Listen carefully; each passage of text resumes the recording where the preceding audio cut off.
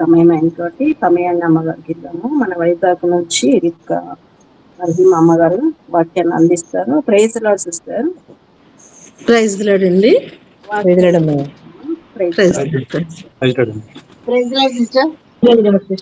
Praise Lord అండి. అందరికీ వందనాలు.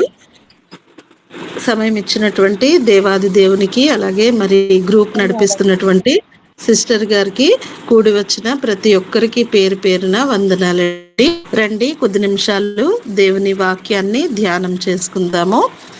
మొదటి కొరింథీయులకు వ్రాసిన పత్రిక 2వ అధ్యాయము 12వ వచనము. మొదటి కొరింథీయులకు వ్రాసిన పత్రిక 2వ అధ్యాయము 12వ వచనము. దేవుని వలన మనకు దయచేయబడిన వాటిని తెలుసుకొనుటకై మనము లౌకిక ఆత్మను కాక దేవుని యొద్ద నుండి వచ్చు ఆత్మను పొందియున్నాము. చిన్న ప్రార్థన. పరిశుద్ధుడా, జీవము గల తండ్రి, గొప్ప దేవా, నీకు వందనాలు ప్రభువా. ఇంతవరకు పాటల ద్వారా ప్రభువా, ప్రార్థనల ద్వారా నీవు మహిమ పొందుకున్నావు తండ్రి. ప్రభువా, నీవు ఇప్పుడు మాట్లాడుతూ ఉండగా నన్ను మరుగుపరిచి నీవే నీ బిడ్డలతో మాట్లాడమని నన్ను నీ చేతులకు అప్పగిస్తున్నాను ప్రభువా. ప్రతి ఒక్కరికి వినగలిగే చెవులు, గ్రహించగలిగే హృదయము అనుగ్రహించమని కూడి వచ్చిన ప్రతి ఒక్కరిని ప్రభువా నీ పాదాల దగ్గర పెట్టుకుంటూ మహిమ, ఘనత, ప్రభావాలు మీకొక్కరికే ఆరోపించుకుంటూ యేసుక్రీస్తు పుణ్యనామములో అడిగి ప్రార్థించి వేడుకొనుచున్నాను తండ్రి. Amen, amen. ప్రియమైన దేవుని పిల్లలారా, ఈరోజు మనం కొద్ది నిమిషాలు దేవుని వాక్యాన్ని మననం చేసుకుంటూ మనము దేవుని సన్నిధిలో ఏ విధముగా ఉన్నామో మనల్ని మనము పరిశీలన చేసుకుని ఏవైనా పొరపాట్లుంటే సరిదిద్దుకుని దేవుని యొక్క కృప కొరకు, కనికరము కొరకు, ఆయన ప్రేమను పొందుకోవడానికి పాత్రులముగా మనల్ని మనము సిద్ధపరచుకుందాము. దేవుని వలన మనకు దయచేయబడిన వాటిని తెలుసుకొనుటకై మనము లౌకిక ఆత్మను కాక దేవుని యొద్ద నుండి వచ్చు ఆత్మను పొంది ఉన్నాము. ఇక్కడ మనం గమనించినట్లయితే దేవుని వలన మనకు దయచేయబడిన వాటిని తెలుసుకోవడానికి మనకు దేవుని ఆత్మను దేవుడిచ్చాడు మనకి.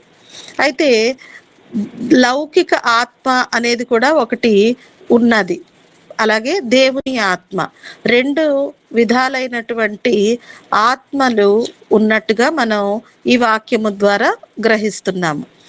అయితే లౌకిక ఆత్మ అంటే ఏంటంటే ఈ లోకానుసారమైనటువంటిది, ప్రకృతి సంబంధమైనటువంటిది. అలాగే దేవుని ఆత్మ అంటే పరలోక సంబంధమైనది అని మనం గ్రహిస్తున్నాం. అయితే లౌకిక ఆత్మ మనలో ఉన్నప్పుడు దేవుని యొద్ద నుండి వచ్చు ఆత్మను మనం పొందుకోలేము. ఎప్పుడైతే ఈ లౌకిక ఆత్మ అనేది మనలో ఉండదో అప్పుడే దేవుని ఆత్మను మనం పొందుకోగలుగుతాము. అయితే వాక్యంలో చూడండి, పొంది ఉన్నాము కదండి. మనం దేవుని ఆత్మను పొంది ఉన్నాము కాబట్టే దేవుని సన్నిధికి వచ్చి ఆయనే నిజ దేవుడని మనం గ్రహించుకుని కుమారుని ద్వారా మనము ఆయనను స్తుతిస్తున్నాము, ఆరాధిస్తున్నాము, అలాగే మహిమపరుస్తున్నాము. కాబట్టి ఈ ఆత్మ, దేవుని యొద్ద నుండి వచ్చిన ఆత్మ మనకి అనుగ్రహింపబడింది. యేసు ప్రభువుల వారు చెప్తున్నారు కదా, ప్రభు ఒకసారి యోహాను సువార్త 14వ అధ్యాయము 16వ వచనం చూద్దామండి. యోహాను సువార్త 14వ అధ్యాయము 16వ వచనము. నేను తండ్రిని వేడుకొందును, మీ యొద్ద ఎల్లప్పుడూ నుండుటకై ఆయన వేరొక ఆదరణకర్తను, అనగా సత్య స్వరూపియగు ఆత్మను మీకు అనుగ్రహించును. యేసు ప్రభువుల వారు చెప్తున్నారు, ఆయన వెళ్ళిపోయిన తర్వాత మన దగ్గర నిత్యము ఉండడానికి ఒక ఆదరణకర్తను, అంటే ఏంటి ఆదరణకర్త అంటే సత్య స్వరూపియగు ఆత్మ, దేవుని ఆత్మ. ఈ ఆత్మ మన దగ్గర ఉండడానికి ఆయన మనకి అనుగ్రహిస్తూ ఉన్నారు.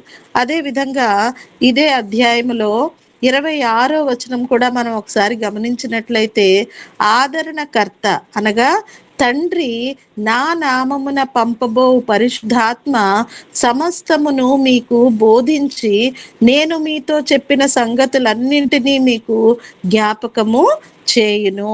దేవుని యొద్ద నుండి వచ్చినటువంటి ఆత్మ మనకి సమస్తమును బోధించును. అంటే మనం ఏ విధంగా ఉండాలి, ఏ విధంగా మన జీవనము గడుపుకోవాలి, ఈ లౌకిక ఆత్మను మనం కాకుండా దేవుని ఆత్మను పొందుకున్న వారముగా ఈ లోకములో ఏ విధంగా జీవించాలి అనే సంగతులన్నీ కూడా పరిశుద్ధాత్మ దేవుడు మనకి ఎప్పటికప్పుడు తెలియజేస్తూ మనల్ని ఈ లోకములో మనం శరీరధారులుగా ఉన్నంత వరకు కూడా, అంటే మరణము వచ్చు వరకు కూడా మనల్ని ఈ ఆదరణకర్త అంటే పరిశుద్ధాత్మ మనల్ని నడిపిస్తూ ఉంటుందండి. కాబట్టి దేవుడు దయచేయబడినటువంటి వాటిని మనం తెలుసుకోవాలి అని దేవుని ఇష్టము. అయితే దేవుడు అనుగ్రహిస్తున్నటువంటివి ఎలా ఉంటాయట? 1 కొరింథీయులకు వ్రాసిన పత్రిక 2వ అధ్యాయము 9వ వచనంలో మనం చూసినట్లయితే, దేవుడు తన్ను ప్రేమించు వారి కొరకు ఏవి సిద్ధపరచెనో అవి కంటికి కనబడలేదు, చెవికి వినబడలేదు, మనుష్య హృదయమునకు గోచరము కాలేదు అని వ్రాయబడి ఉన్నది. చూసారండి, మనం హృదయం, మన కంటికి అవి కనపడవు, మన చెవులకి వినపడవు, మన హృదయానికి అవి అర్థం కావన్నమాట. అయితే దేవుడు అనుగ్రహిస్తున్నటువంటివన్నీ కూడా తెలుసుకోవాలి అని అంటే దేవుని ఆత్మను మనం పొంది ఉండాలి. అయితే దేవుని ఆత్మను పొందుకొనుట ఎట్లు, ఎలాగా? దేవుని ఆత్మ కలవారు ఏ విధముగా ఉంటారు అంటే ప్రకృతి సంబంధమైనటువంటి వాటినన్నిటినీ త్యజించగలగాలన్నమాట. ఎప్పుడైతే ప్రకృతి సంబంధమైనటువంటివి అంటే ఈ లోకపు ఆశలు కదండి, నేత్రాశ, జీవపు డంబము, ఇదంతా కూడా మనం కలిగి ఉంటే మనం ఎప్పుడు కూడా శరీరేచ్ఛనే నెరవేర్చుకునే వారముగా ఉంటాము.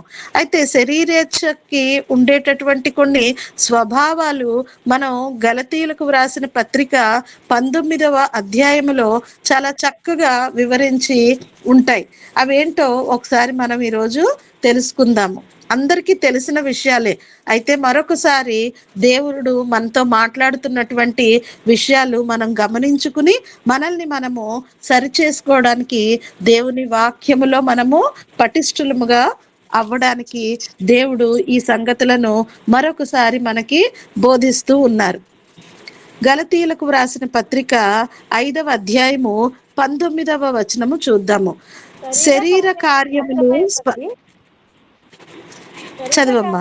స్పష్టమై ఉన్నవి, అవేవనగా జారత్వము, అపవిత్రత, కామకత్వము, విగ్రహారాధన, అభిచారము, దేశములు, కలహములు, మస్తరములు, క్రోధములు, కక్షలు, భేదములు, విమతములు, అసూయలు, మత్తత్తలు, అల్లరితో కూడిన ఆటపాటలు మొదలైనవి. వీటిని గూర్చి నేను మునుపు చెప్పిన ప్రకారము అక్కడ వరకు ఒకసారి ఆపండి. ఇవి శరీర లక్షణాలు కదండి. శరీరేచ్ఛ అంటే శరీరానికి కావలసినటువంటి కోరికలు ఇవన్నీను. అంటే దేవుని ఆత్మ కాక లౌకిక ఆత్మ కలిగినటువంటి వారందరూ కూడా ఈ స్వభావాలతో ఉంటారు. ఇది చాలా చక్కగా మనం కంఠస్థం పెట్టి చెప్పేస్తాం, కానీ మన జీవితంలో ఇవి ఆచరణలోకి వచ్చేటప్పుడు ఎన్నోసార్లు మనం వీటిల్లో తొట్టుపాటు పడిపోయి మనం వీటిల్లో కూరుకుపోతాం అన్నమాట, బయటికి రాలేకపోతూ ఉంటాము. అయితే ఇలాంటి ఈ శరీర ఏచ్ఛలను మనం జయించినప్పుడు దేవుని ఆత్మ మనలోకి ప్రవేశిస్తుంది కదండి. మనం లోకంలో ఉన్నప్పుడు, దేవుడు తెలియనప్పుడు, మనం అజ్ఞానంలో ఉన్నప్పుడు, చాలా ఇలాంటి స్వభావాలన్నీ కలిగిన వారముగా మనం ఉన్నప్పుడు యేసు ప్రభువుల వారు ఆయన మనల్ని గమనించి పరిశుద్ధాత్మని మన దగ్గరికి పంపించి మనల్ని ఆయన బిడ్డలుగా తీసుకున్నారు. కాబట్టి ఈరోజు నువ్వు నేను దేవుని సన్నిధిలో ఆయన నిజదేవుడని మనం గ్రహించుకుని ఆయన సర్వలోకాన్ని సృష్టించిన సృష్టికర్త అని ఆయనని మనం కొనియాడగలుగుతున్నాం. అదే మనకి దేవుని ఆత్మ రాలేదనుకోండి, మనం కూడా ఇంకా ఈ శరీరేచ్ఛల్ని నెరవేర్చుకోవడానికే ఈ జారత్వంలోను, అపవిత్రతలోను, కాముకత్వంలోను, విగ్రహారాధనలోను, అభిచారంలోను, ద్వేషముల్లోను, కలహములలోనే మనం ఇంకా కొట్టుమిట్లాడిపోతూ ఉంటాం. అయితే ఇప్పుడు మనం ఆత్మ సంబంధులమై ఉన్నాము. ప్రియమైన దేవుని పిల్లలారా, ఆత్మ సంబంధమైనటువంటి విషయాలు ఏంటో ఒకసారి కూడా మనం చూద్దాము. గలతీయులకు వ్రాసిన 5వ అధ్యాయంలోనే 22వ వచనము. అయితే ఆత్మ ఫలం ఏమనగా సంతోషము, ప్రేమ, సమాధానము, దీర్ఘశాంతము, దయాళుత్వము, మంచితనము, విశ్వాసము, సాత్వికము, ఆశా నిగ్రహము. చూసారండి, ఒక్కొక్కటి ఒక్కొక్క చాలా కష్టముతో కూడుకున్నటువంటి విషయాలు ఇవి. మనం తేలికగా చెప్తున్నాము. మనం ఎల్లవేళలా ప్రేమను కలిగి ఉండాలి, ఎల్లవేళలా సంతోషముతో ఉండాలి. అంటే మనకి కష్టం వచ్చినా, నష్టం వచ్చినా, బాధ వచ్చినా, ఏడుపు వచ్చినా, సంఘం అంతా మనల్ని, సమాజం అంతా చేసినప్పటికీ, మన దగ్గర ఆస్తులున్నా, అంతస్తులున్నా, లేకపోయినా ఎల్లప్పుడూ మనం సంతోషముగా ఉండగలగాలి. అలాగే సమాధానము కలిగి ఉండాలి. అలాగే దీర్ఘశాంతము. ఎంత కోపం వస్తుందండి మనకి. అయితే ఆత్మ ఫలము, దేవుని ఆత్మ ఉన్న వాళ్ళకి ఎల్లప్పుడూ దీర్ఘశాంతమే ఉంటది. అలాగే దయాళుత్వము, మంచితనము, విశ్వాసము, సాత్వికము, ఆశా నిగ్రహము. చివరిగా ఆశా నిగ్రహము. ఆశలు వస్తూనే ఉంటాయి. ఒక అవసరం తీరిన తర్వాత, ఒక ఆశ తీరిన తర్వాత ఇంకో ఆశ. ఇది ఉంటే ఇంకోటి కావాలని, అదైపోతే ఇంకేదో కావాలని. ఈ విధంగా మనిషి జీవితము ఆశ ఆశ ప్రతి దానికి ఆశ పడుతూనే ఉంటాం కదండి. అయితే ఈ ఆశల మీద నిగ్రహము కలిగిన వారముగా ఉండాలి. అంటే మనకి ఏదైతే ఉందో దానితో సంతృప్తి పడేటటువంటి స్వభావము రావాలి. ప్రేమ ఉండాలి, సంతోషం ఉండాలి, సమాధానం ఉండాలి, దీర్ఘశాంతం ఉండాలి, దయాళుత్వం ఉండాలి, మంచితనం ఉండాలి, విశ్వాసం ఉండాలి, సాత్వికం ఉండాలి, ఆశా నిగ్రహము ఉండాలి. ఈ స్వభావాలు గనక మనలో లేకపోతే, ఎప్పుడైనా మనలో లోపిస్తే, మనము దేవుని ఆత్మ సంబంధులము కాక ప్రకృతి సంబంధులముగా మారిపోతాము కదండి. ఇట్టి రీతిలో మనం మారకుండా ఉండడానికి దేవుని వాక్యము పదే పదే పదే పదే మనల్ని హెచ్చరిస్తూ, దేవునిలో మనల్ని నడిపించడానికి అనేకమైనటువంటి దైవ సేవల్ని దేవుడు నిలబెట్టుకుని వారి ద్వారా ఇలాంటి ప్రార్థన సహవాసములు, ప్రార్థనలు ఏర్పాటు చేసి మనలో ఏదైనా లోపాలు మన సరిదిద్ది దేవుని వాక్యం ద్వారా మనం అంటుకట్టబడుతూ ఆయనలో, అంటే దేవుని ఆత్మలోనే మనము ఎల్లప్పుడూ నిత్యము ఉండులాగా మనము ఎదుగునట్లు ఆయన ప్రేరేపించి మనకి నేర్పిస్తూ ఉన్నారనమాట. అలాగే రోమా ఒకసారి చూద్దాము. రోమా 8వ అధ్యాయము 14వ వచనంలో మనం చూసినట్లయితే, రోమీలకు రాసిన పత్రిక 8వ అధ్యాయము 14వ వచనము. దేవుని ఆత్మ చేత ఎందరు నడిపింపబడుదురో వారందరూ దేవుని కుమారులై ఉందురు. అలాగే 9వ వచనం కూడా మనం చదువుకుందాం.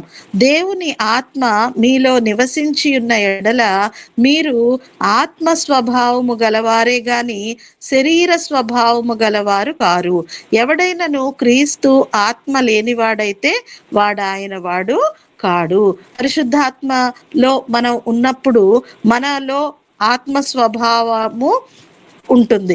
ఎప్పుడైతే మనము ఆత్మ స్వభావములో ఉంటామో అప్పుడు మనం ఈ శరీర స్వభావాన్ని దూరం పెట్టేస్తాం అన్నమాట. అంటే శరీరానికి కావలసినటువంటి ఆశలు, కోరికలు, వీటిలన్నిటినీ కూడా మనం పక్కన పెట్టి మనము దేవుని ఆత్మ చేత నడిపింపబడతాం. దేవుని ఆత్మ చేత నడిపింపబడిన వారు ఏ విధంగా ఉంటారు? మనలో దేవుని ఆత్మ ఉంటే మనము ఏం చేస్తాము? జీవము గల దేవుని వైపు తిరగవలెనని ఇతరుల కొరకు చెప్పే వారముగా ఉంటాము. ఈ లోకమంతా కూడా అశాశ్వతమని మనం గ్రహించుకున్నాము. దేవుని ఆత్మ మనలో ఉంది కాబట్టి ఈ లౌకికమైనటువంటి అన్ని కూడా తుచ్చమని మనం గ్రహించుకున్నాం. కాబట్టి ఈ గొప్ప నిరీక్షణ ఏంటి? ఆ నిరీక్షణ అంటే చూద్దామండి. యోహాను సువార్త 14వ అధ్యాయము 3వ వచనము. యేసు ప్రభువుల వారు మనకి అంటే శిష్యులకి వాగ్దానం చేశారు. మనకి వాగ్దానం చేసినటువంటి ఆ వాగ్దానము ఒకసారి మనం చూద్దాం. దేవుని ఆత్మ గలవారము ఈ నిరీక్షణ కలిగి ఉంటాము. యోహాను సువార్త 14వ అధ్యాయము 3వ వచనము. యోహాను సువార్త 14వ అధ్యాయము 3వ వచనము. నేను వెళ్ళి మీకు స్థలము సిద్ధపరిచిన ఎడల నేనుండు స్థలములో మీరును ఉండులాగున మరలా వచ్చి నా యొద్ద నుండుటకు మిమ్మును తీసుకొని పోవుదును. ఇది దేవుడు చేసినటువంటి వాగ్దానము.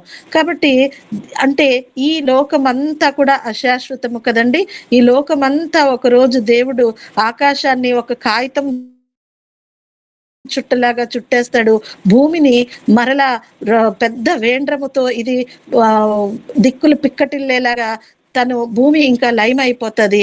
అయితే దేవుడు మరలా కొత్త భూమిని కొత్త ఆకాశాన్ని సృజిస్తాడు. అప్పుడు అక్కడ మనకి స్థలము ఉండేటట్లు ఇప్పుడు వెళ్ళినటువంటి యేసు ప్రభువుల వారు మన కొరకు ఏర్పాటు చేయబడినటువంటి ఆ స్థలములో మనల్ని ఉంచడానికి ఆయన మరలా తిరిగి వస్తారు. ఇది నిరీక్షణ. ఈ నిరీక్షణ గలవారమే దేవుని ఆత్మలో మనం అంటుకట్టబడుతూ ఈ జీవితంలో మనము మన శరీరేచ్ఛల్ని కాక ఆత్మ సంబంధమైనటువంటి లక్షణాలని గైకొనాలి. ఇక్కడ మనం ఈ ఆత్మ సంబంధమైనటువంటి లక్షణాలతో ఉంటేనే దేవుని చేత ఎత్తబడతాము. ఒకవేళ దేవుని ఆత్మ మనలో లేదనుకోండి, మనం ఇక్కడ వారముగా ఉండిపోతాము, ఎత్తబడలేకపోతాము.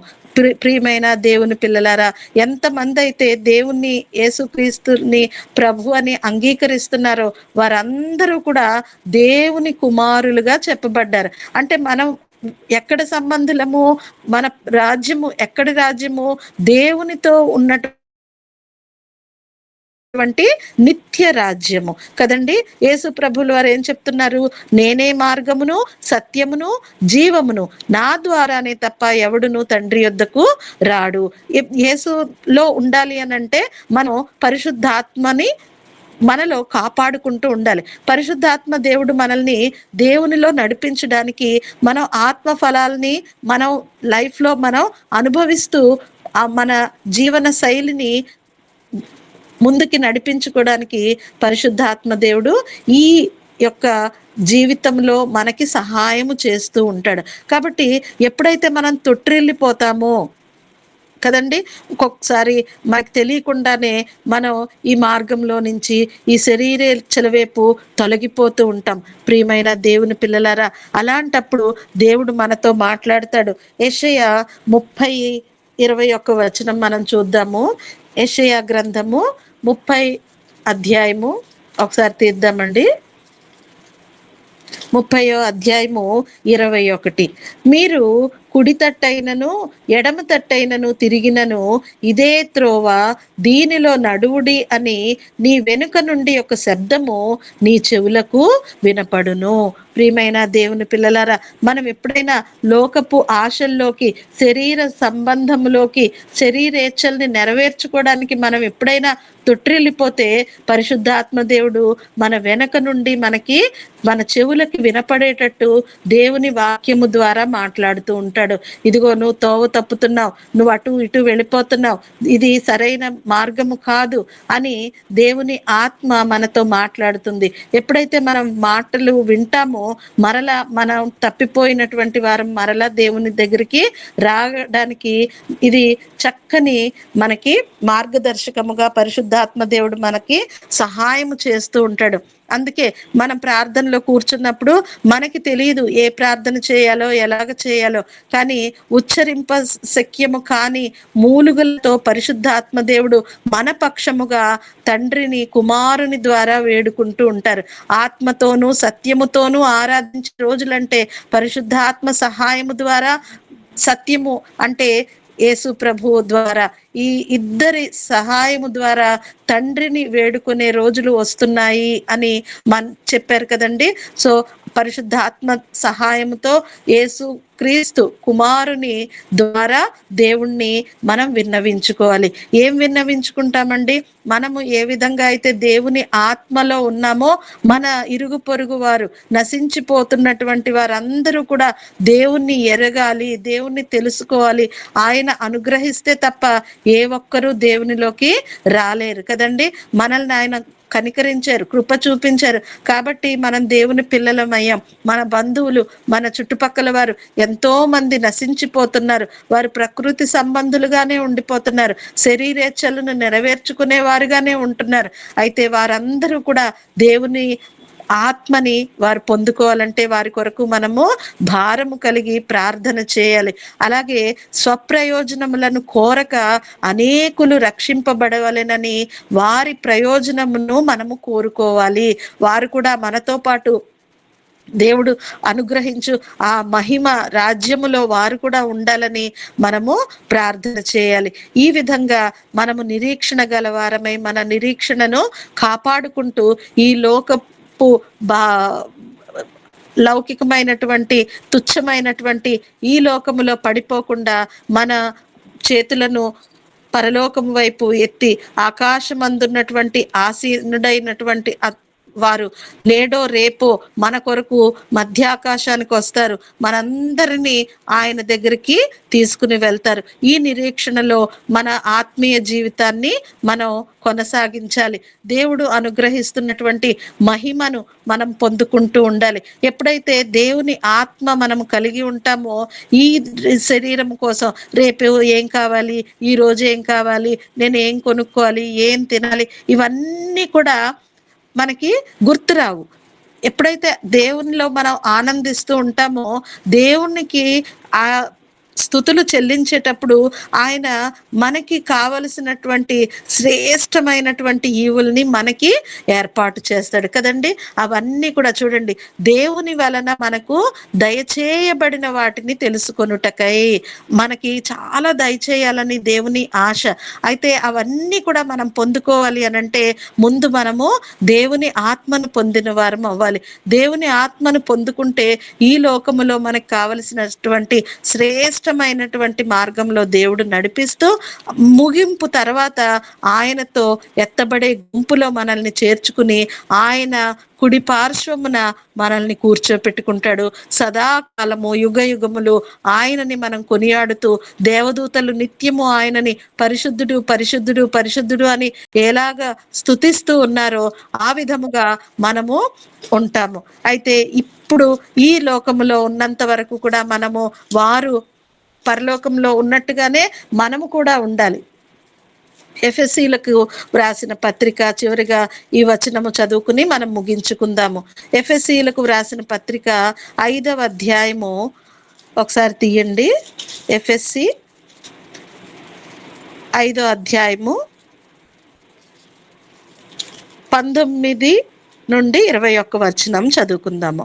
ఒకనినొకడు కీర్తనలతోనూ సంగీతములతోనూ ఆత్మ సంబంధమైన పాటలతోనూ హెచ్చరించుచు మీ హృదయములలో ప్రభువును గూర్చి పాడుచు కీర్తించుచు మన ప్రభు అయిన యేసుక్రీస్తు పేరిట సమస్తమును గూర్చి తండ్రి అయిన దేవునికి ఎల్లప్పుడూ కృతజ్ఞతాస్తుతులు చెల్లించుచు క్రీస్తు నందలి భయముతో ఒకనికొకడు లోబడి ఉండుడి. ఈ శరీరములో ఉన్నంత కాలము మనము దేవుని గురించిన కీర్తనలు పాడుకోవాలి. సంగీత వాయిద్యములతో ఆత్మ సంబంధమైన పాటలు పాడుతూ హెచ్చరించుకుంటూ కదండి. వాక్యములో మరి దేవ సేవకులు అనేక హెచ్చరికలు చేసినప్పుడు మనల్ని మనం సరిచేసుకుంటూ మన హృదయములలో ప్రభువును గూర్చి స్తుతి ఉండాలి, పాటలు ఉండాలి, కీర్తించు మనం ఎల్లప్పుడూ మన లైఫ్ ని లీడ్ చేయాలన్నమాట. అలాగే మన ప్రభు అయిన యేసుక్రీస్తు పేరిట సమస్తమును గూర్చి మనకి ఏదైతే అనుగ్రహింపబడుతుందో అన్నిటిని గూర్చి ఎల్లప్పుడూ దేవాది దేవునికి మనము కృతజ్ఞతాస్తుతులు చెల్లించాలి.